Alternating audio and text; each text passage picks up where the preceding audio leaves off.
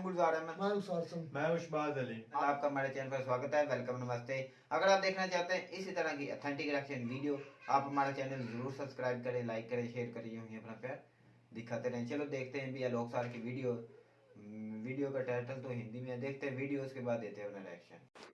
नमस्कार दोस्तों, DD red के एक और एक्शन वीडियो में आप सभी का स्वागत है। मैं हूं आलोक। वीडियो शुरू करूं उससे पहले आपको बता दूं कि अगर आप इस वीडियो को आखिर तक देखेंगे तो आपको दिवाली के मौके पर 10 लाख रुपए तक के गिफ्ट जीतने का मौका मिल सकता है। तो आज जो वीडियो मैं आप लोगों के लिए लेकर आया हूं, बड़ा इंटरेस्टिंग वीडियो है और ये वीडियो है डेटा रश का और इसका टाइटल है रेमिटेंस टू इंडिया 1975 टू 2020।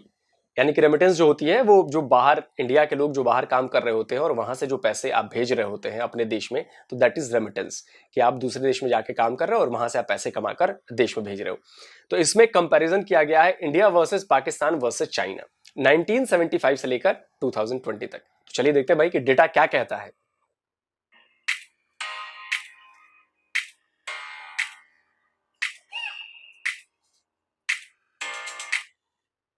अच्छा, मतलब तो डेटा क्या कहता है? डेटा कहता है कि इंडिया टॉप पे है $0.65 बिलियन, उसके बाद सेकंड नंबर पर पाकिस्तान है $0.43 बिलियन और उसके बाद चाइना है $0.36 बिलियन। अच्छा जी, बड़ा इंटरेस्टिंग लगने वाला है यार मुझे ये तो। चलिए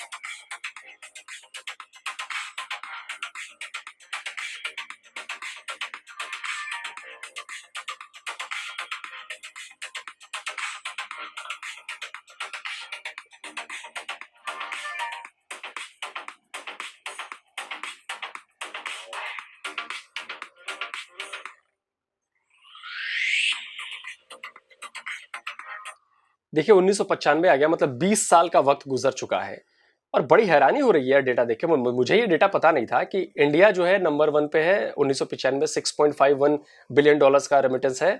पाकिस्तान नंबर 2 पे है 1.6 और चाइना बहुत कम है यार, 0.50 बिलियन, मतलब 1 बिलियन भी नहीं है, 50 मिलियन है। तो मुझे ये लग रहा है कि शायद इसकी वजह यह है कि चाइनीज उस वक्त तक इतनी ज़्यादा अंग्रेज़ी में फ्लुएंट नहीं थे या अंग्रेज़ी की पढ़ाई पे ज़्यादा फोकस नहीं था। मुझे याद है कि तभी अंग्रेज़ी की पढ़ाई पर बहुत ज़्यादा फोकस किया गया चाइना में और इसीलिए वहाँ के लोग बाहर जाकर बहुत कम काम कर रहे थे, बहुत कम। इसीलिए ये डेटा ऐसा दिख रहा है और मुझे लग रहा है कि इंडिया तब तक समझ चुका था कि भाई अंग्रेज़ी बहुत ज़रूरी है और इसकी वजह से बाहर जाकर लोगों का काम करना, चीज़ों को समझना बहुत ज़्यादा उसको फ़ायदा मिला। चलिए अभी तक तो डेटा आ रहा है कि ये है, लेकिन मुझे लग रहा है कि चाइना जो है वो बहुत जबरदस्त काम करेगा और जल्दी ही बाउंस बैक करेगा, सबको पीछे छोड़ देगा, मुझे ऐसा लग रहा है।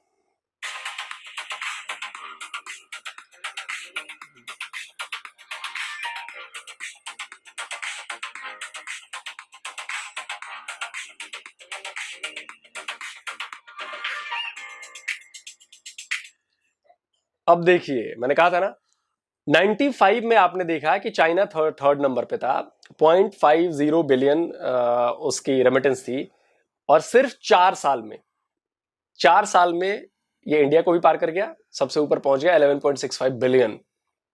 आप समझ रहे हैं? इसलिए मैं चाइना की बड़ी तारीफ करता हूं कभी कभी कि जब वो कोई चीज ठानते हैं, जिस तरह से वो काम करते हैं, उसके रिजल्ट्स बड़े तगड़े आते हैं और बहुत जल्दी लेकर रिजल्ट्स आते हैं। लेथार्जिक नहीं है, भले बाई हुक बाई क्रुक जिस तरह से भी करें, लेकिन रिजल्ट तो भाई सामने दिखाते हैं वो। ये बात तो माननी पड़ेगी और इसके लिए तारीफ करनी पड़ेगी बॉस। देखिए जिस तरह से देश की इकोनॉमी बढ़ती जा रही है, हाल ही में ब्रिटेन को छोड़कर हम दुनिया की 5वीं सबसे बड़ी इकोनॉमी बन गए हैं, उससे साफ है चीन और भारत के बीच आने वाले वक्त में मुकाबला और ज्यादा कड़ा होने वाला है और यह बेहद दिलचस्प भी होने वाला है। तो मैं आपको रेकमेंड करूंगा कि एशिया की इन दो महाबलियों की, दो महाशक्तियों के बारे में आपको जरूर जानकारी रखनी चाहिए। कुकू एफएम पर China and India Asia's emergent great powers नाम की बुक समरी है। इसे जब मैंने सुना तो मुझे भारत और चीन के बीच की प्रतिस्पर्धा के बारे में ढेरों नई जानकारियां मिली। इससे आपको पता चलेगा कि चीन और भारत दुनिया में किस लेवल पर स्टैंड करते हैं और दोनों ने ताकतवर बनने के लिए किन रास्तों को अपनाया और कैसे दोनों आज एशिया की इमर्जिंग पावर बन चुके हैं। बुक समरी सुनने के लिए मैं आपको रेकमेंड इसलिए कर रहा हूं क्योंकि इसका सबसे बड़ा कारण यह है कि हार्ड बुक्स की तरह महंगी नहीं है और साथ ही आपका काफी सारा टाइम ये बचाती है। अब चूंकि दिवाली आ रही है तो कुकू एफएम आपके लिए लेकर आया है दिवाली बम्पर सेल। इसमें आपको सालाना सब्सक्रिप्शन जो है 399 रुपीज की, उस पर 50% का डिस्काउंट तो मिलेगा ही, यानी एक साल के लिए सिर्फ 199 रुपीज ही लगेंगे। लेकिन उसके अलावा आपको 10 लाख रुपए तक के गिफ्ट जीतने का मौका भी मिल रहा है, जैसे कार, सोने के सिक्के, वाउचर्स। तो जल्दी से कुकू एफएम को डाउनलोड करें, जहां पर मौजूद हैं 10,000 से भी ज्यादा ऑडियो शोज। वहां जाएं, कूपन कोड दिवाली 50 का इस्तेमाल करके सब्सक्रिप्शन लें और लकी ड्रॉ में शामिल हो जाएं, क्योंकि अभी नहीं करेंगे तो मौका हाथ से चला जाएगा। यह ऑफर 19 अक्टूबर से लेकर 25 अक्टूबर तक ही है, तो जल्दी कीजिए क्योंकि कुकू एफएम ने ठाना है आपके लिए यह दिवाली कामयाबी वाली दिवाली बनाना है। लिंक नीचे कमेंट और डिस्क्रिप्शन बॉक्स में है, तो फौरन जाइए और इस जबरदस्त ऑफर का फायदा उठाइए।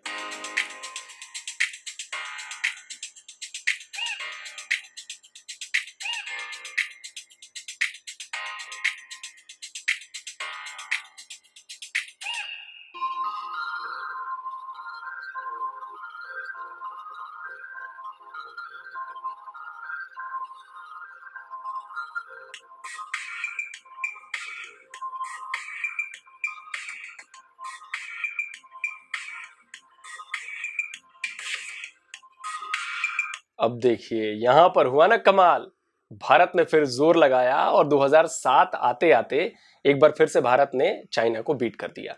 रेमिटेंस के मामले में भारत 43 बिलियन डॉलर से ज्यादा का रेमिटेंस था और चाइना का 40 बिलियन डॉलर के आसपास था। तो सोचिए कि अब मुकाबला चाइना और इंडिया का ही था। पाकिस्तान तो कहीं दूर पीछे छूट गया। पाकिस्तान जो कभी ऊपर हुआ करता था पिछले दौर में, अब वो अगले 30-35 साल में पाकिस्तान का अता पता नहीं रहा और देखिए 6.52 बिलियन डॉलर्स पे आ गया, जो कि ऊपर था ये। और इंडिया और चाइना कहां पहुंच गए।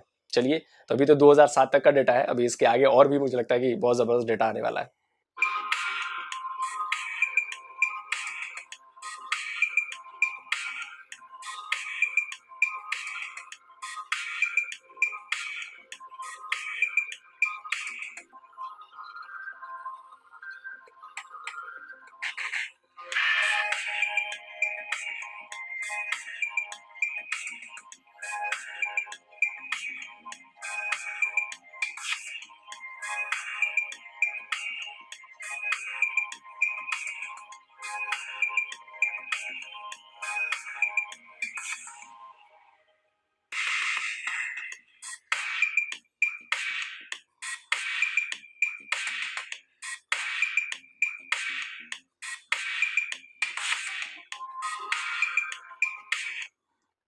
तो भाई साहब आपने देखा डेटा, आपने डेटा ये देखा। ये डेटा लास्ट में तो बिल्कुल 2007 के बाद से कांटे का मुकाबला चल रहा था, बिल्कुल कांटे का मुकाबला चल रहा था। और आखिर तक आते आते 2020 आते आते इंडिया ने जो है वो पूरा मैदान जो है वो साफ कर दिया, फिर से नंबर 1 की कुर्सी पर पहुंच गया। 83 बिलियन डॉलर से भी ज्यादा का रेमिटेंस ये 2020 तक का डेटा बता रहा है कि आया है। और चाइना 59 बिलियन डॉलर के करीब है और पाकिस्तान ने भी थोड़ा सा ग्रो किया है, लेकिन 26 बिलियन डॉलर्स पे है। अब सोचिए कि जो पाकिस्तान कभी नीचे था, तो 75 से अगर हम 20 तक चले तो 25 और 45 साल में इंडिया चाइना दोनों पाकिस्तान को क्रॉस कर गए और दोनों इस समय इंडिया टॉप पर है। चाइना भी करीब है लेकिन बहुत नीचे है अभी रेमिटेंस के मामले में। तो ये बताता है कि इंडिया ने पॉलिसी लेवल पर अपने लोगों के ऊपर कितना काम किया। ये बताता है डेटा कि इंडिया की सरकारों ने इस पर ध्यान दिया, इस पर काम किया, इसका फायदा समझा कि भाई लोगों को बाहर जाना चाहिए, वहां से पैसे कमाकर इंडिया में भेजने चाहिए। तो ये हुआ है और चाइना ने भी बड़ा अच्छा काम किया है। हालांकि मुझे लग रहा है कि चाइना आने वाले वक्त में और बेहतर काम करेगा इस पर। और जो पिछले 4-5 साल का डेटा जो है ना, वो बड़ा जबरदस्त रहा। पिछले 4 साल का डेटा, इसमें इंडिया ने जबरदस्त काम किया। बीच में तो बिल्कुल टक्कर का मामला चल रहा था, लेकिन पिछले 4 साल में जबरदस्त काम किया। को बिल्कुल एक लंबे मार्जिन से चाइना को पछाड़ा है इंडिया ने रेमिटेंस के मामले में। आप सोचिए कि 60 है और वो 83 है, मतलब $23 बिलियन का फर्क है बॉस। और ये छोटा मोटा फर्क नहीं है, जबकि चाइना का इकोनॉमी बहुत ज्यादा बढ़ी है इंडिया के मुकाबले, बहुत ज्यादा। तब भी तो डेटा देखे तो बड़ा अच्छा लगा। और पाकिस्तान के लिए अफसोस ही कर सकता हूं कि जहां कभी वो अच्छा कर रहा था, आज वो उनके नेताओं, उनके लोगों और उनकी जिद के आगे सब अपने देश का कबाड़ कर चुके हैं। अभी भी वक्त है, समझ जाइए, काम करिए तो बेहतर कर पाएंगे। तो उम्मीद है कि भारत ऐसे ही चमकता रहेगा और भारत बहुत जल्द टॉप 3 इकोनॉमीज में पहुंचने वाला है। वक्त वीडियो को खत्म करने का हो गया है, लेकिन आपको याद दिला दूं, कुकू एफएम पर जाइए और book summary China and India, Asia's emergent great powers को जरूर सुनिए, जिससे चीन और भारत के बीच की असली लड़ाई के बारे में आपको पता चल सके। और हां, कुकू एफएम की दिवाली बम्पर सेल 19 से 25 अक्टूबर तक चल रही है। Diwali special coupon code Diwali 50 का इस्तेमाल कीजिए। एनुअल सब्सक्रिप्शन पर 50% का तो डिस्काउंट मिलेगा ही, साथ ही 10 लाख तक के गिफ्ट जीतने का मौका भी आपको मिल सकता है, जैसे कार, सोने के सिक्के, वाउचर्स। इसका लिंक आपको डिस्क्रिप्शन और कमेंट बॉक्स दोनों में मिल जाएगा। तो जल्दी मिलता हूं एक और नए वीडियो के साथ। नमस्कार।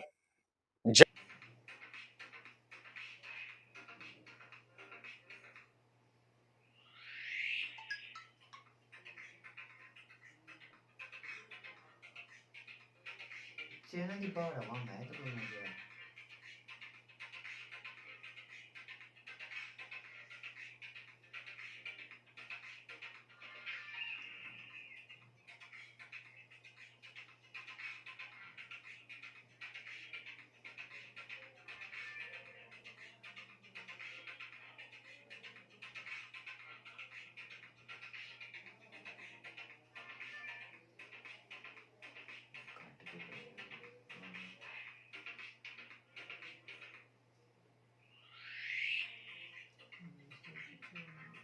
देखिए 1995 आ गया, मतलब 20 साल का वक्त गुजर चुका है। और बड़ी हैरानी हो रही है डेटा देख के। मुझे ये डेटा पता नहीं था कि इंडिया जो है नंबर 1 पे है 1995, $6.51 बिलियन का रेमिटेंस है। पाकिस्तान नंबर 2 पे है 1.6, और चाइना बहुत कम है यार, 0.50 बिलियन, मतलब 1 बिलियन भी नहीं है, 50 मिलियन है। तो मुझे ये लग रहा है कि शायद इसकी वजह ये है कि चाइनीज उस वक्त तक इतनी ज्यादा अंग्रेजी में फ्लुएंट नहीं थे, या अंग्रेजी की पढ़ाई पे ज्यादा फोकस नहीं था। मुझे याद है कि तभी अंग्रेजी की पढ़ाई पर बहुत ज्यादा फोकस किया गया चाइना में। और इसीलिए वहां के लोग बाहर जाकर बहुत कम काम कर रहे थे, बहुत कम। इसीलिए ये डेटा ऐसा दिख रहा है। और मुझे लग रहा है कि इंडिया तब तक समझ चुका था कि भाई अंग्रेजी बहुत जरूरी है, और इसकी वजह से बाहर जाकर लोगों का काम करना, चीजों को समझना बहुत ज्यादा उसको फायदा मिला। चलिए, अभी तक तो डेटा आ रहा है कि ये है, लेकिन मुझे लग रहा है कि चाइना जो है वो बहुत जबरदस्त काम करेगा और जल्दी ही बाउंस बैक करेगा, सबको पीछे छोड़ देगा, मुझे ऐसा लग रहा है।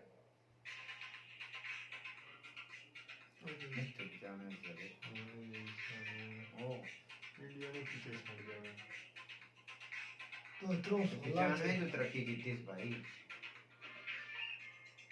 सादा थल्ले ही आ रहा है। अब देखिए, मैंने कहा था ना, 95 में आपने देखा कि चाइना थर्ड नंबर पे था, 0.50 बिलियन उसकी रेमिटेंस थी। और सिर्फ 4 साल में ये इंडिया को भी पार कर गया, सबसे ऊपर पहुंच गया 11.65 बिलियन। आप समझ रहे हैं? इसलिए मैं चाइना की बड़ी तारीफ करता हूं कभी कभी, कि जब वो कोई चीज ठानते हैं, जिस तरह से वो काम करते हैं, उसके रिजल्ट्स बड़े तगड़े आते हैं और बहुत जल्दी लेकर रिजल्ट्स आते हैं। लेथार्जिक नहीं है, भले बाई हुक बाई क्रुक जिस तरह से भी करें, लेकिन रिजल्ट तो भाई सामने दिखाते हैं। ये बात तो माननी पड़ेगी और इसके लिए तारीफ करनी पड़ेगी बॉस। देखिए, जिस तरह से देश की इकोनॉमी बढ़ती जा रही है, हाल ही में ब्रिटेन को छोड़कर हम दुनिया की 5वीं सबसे बड़ी इकोनॉमी बन गए हैं, उससे साफ है चीन और भारत के बीच आने वाले वक्त में मुकाबला और ज्यादा कड़ा होने वाला है, और यह बेहद दिलचस्प भी होने वाला है। तो मैं आपको रेकमेंड करूंगा कि एशिया की इन 2 महाबलियों की, 2 महाशक्तियों के बारे में आपको जरूर जानकारी रखनी चाहिए। कुकू एफएम पर China and India, Asia's emergent great powers नाम की बुक समरी है। इसे जब मैंने सुना तो मुझे भारत और चीन के बीच की प्रतिस्पर्धा के बारे में ढेरों नई जानकारियां मिली। इससे आपको पता चलेगा कि चीन और भारत दुनिया में किस लेवल पर स्टैंड करते हैं, और दोनों ने ताकतवर बनने के लिए किन रास्तों को अपनाया, और कैसे दोनों आज एशिया की इमर्जिंग पावर बन चुके हैं। बुक समरी सुनने के लिए मैं आपको रेकमेंड इसलिए कर रहा हूँ क्योंकि इसका सबसे बड़ा कारण ये है कि ये हार्ड बुक्स की तरह महंगे नहीं है और साथ ही आपका काफी सारा टाइम ये बचाती है। अब चूंकि दिवाली आ रही है तो कुकू एफएम आपके लिए लेकर आया है दिवाली बम्पर सेल। इसमें आपको तो जी वीडियो होगी खत्म।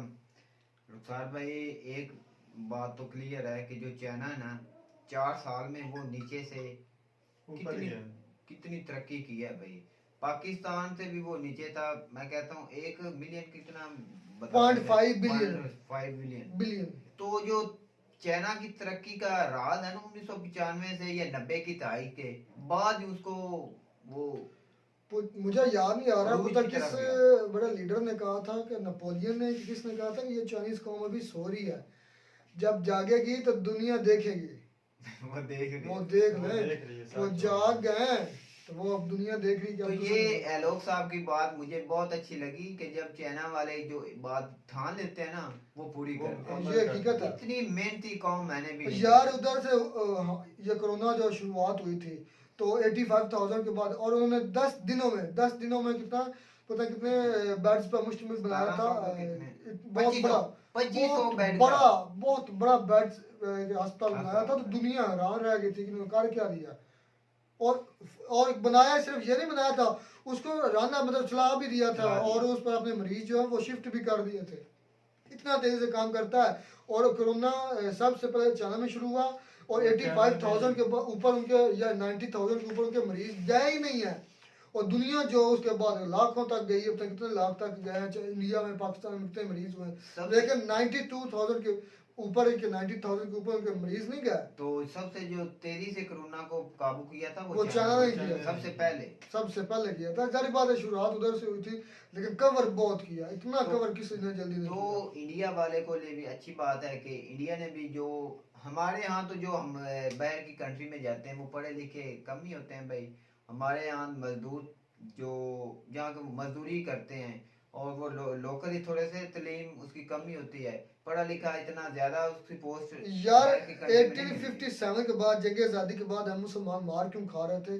सर सैयद अहमद खान ने भी इसी चीज़ पर बात की थी कि आप ये जो समझ रहे हैं कि ये मतलब अंग्रेजी काफरों की जुबान है तो हम नहीं सीखेंगे तो हम काफर हो जाएंगे सीखेंगे तो उन्होंने ये समझाया था। उन्होंने कहा ये तो एक लैंग्वेज है, जिस तरह हमारी अपनी लैंग्वेज उर्दू है, पंजाबी है, फारसी है, ये कि लैंग्वेज इससे सीखने से आप काफिर कैसे हो सकते हैं।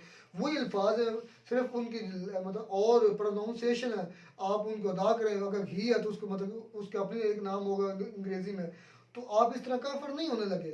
तो इस वजह से हमारी ये शुरू से मुसलमानों जो बरसगी के मुसलमान हैं इनकी शुरू से ये नेचर रही है कि ये बहुत पोजेसिव इस लिहाज से होते हैं, इसीलिए तो कट्टरवादी हम कहा जाता है। उस वक्त भी ये सोच थी कि अगर हम अंग्रेजी सीखेंगे तो हम काफिर हो जाएंगे।